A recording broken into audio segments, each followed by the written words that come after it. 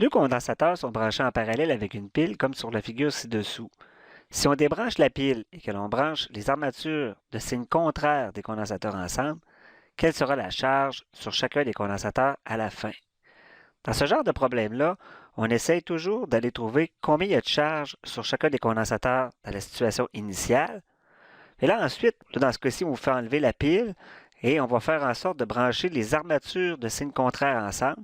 Donc, à la fin, on veut savoir finalement combien de charge il va y avoir sur chacun des condensateurs. On pourrait vous demander aussi quelle sera la différence de potentiel ou l'énergie au bord de chacun des condensateurs à la fin. Nous sommes en présence de circuits contenant des condensateurs chargés que l'on rebranche. C'est-à-dire qu'on va charger, on va les enlever et on va les rebrancher par la suite.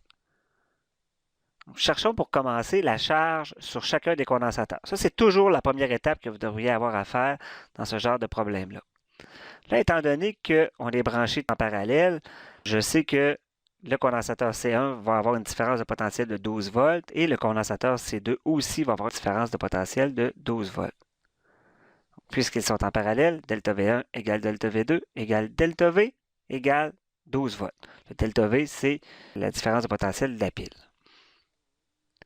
Donc, Q1 va être égal à C1 fois delta V1, ce qui va être égal à 4 fois 12.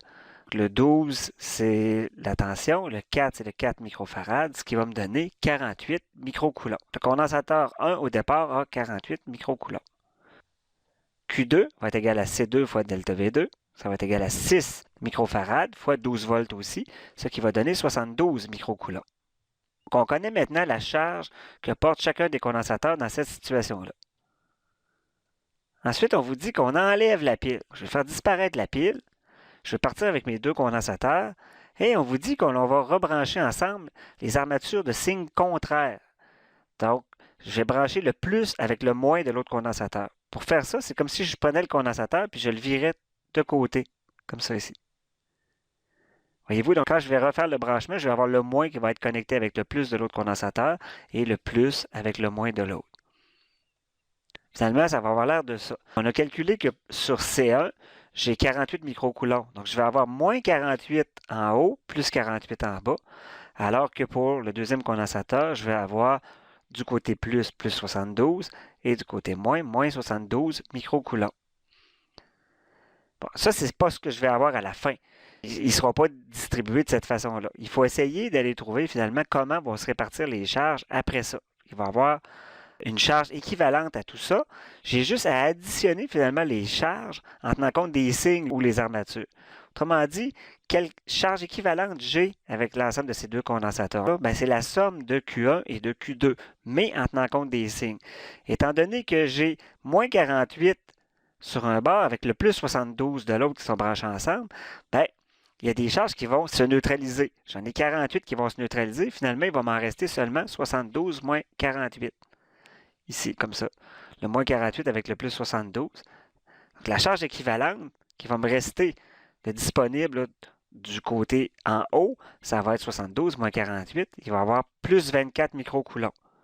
En bas, je vais avoir la même chose, mais négatif. Il va me rester moins 24 microcoulombs. Si j'avais branché les armatures de même signe ensemble, là, j'aurais eu plus 48 avec le plus 72 de branchés ensemble. Donc, ma charge équivalente aurait été la somme des deux. Une fois qu'on connaît la charge équivalente, on va aller déterminer ce serait quoi la capacité équivalente du système de ces deux condensateurs-là branchés en parallèle. Comme ils sont branchés en parallèle, la capacité équivalente, c'est tout simplement la somme des deux capacités. Comme j'avais 4 microfarads avec le 6 microfarads, j'obtiens tout simplement comme capacité équivalente 10 microfarads. Si je connais la charge équivalente et la capacité équivalente, je peux aller trouver la différence de potentiel qui règne au bord de ces deux condensateurs qui sont branchés en parallèle. Delta V à la fin, ça égale la charge équivalente sur C équivalent. 24 microcoulombs de disponible sur 10 microfarads, ça va me donner 2,4 volts. Connaissant la différence de potentiel, maintenant, je peux aller trouver les charges sur chacun. Donc, Q1', la charge à la fin sur le condensateur 1 est égale à C1 fois la différence de potentiel qu'il va y avoir à la fin, c'est-à-dire 4 fois 2,4, ça donne 9,6 microcoulombs. Et la charge sur le deuxième condensateur.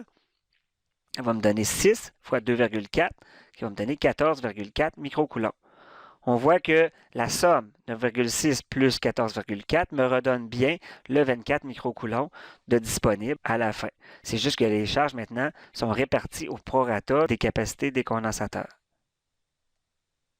La charge finale sur le condensateur 1 est de 9,6 microcoulombs et sur le condensateur 2, 14,4 microcoulombs.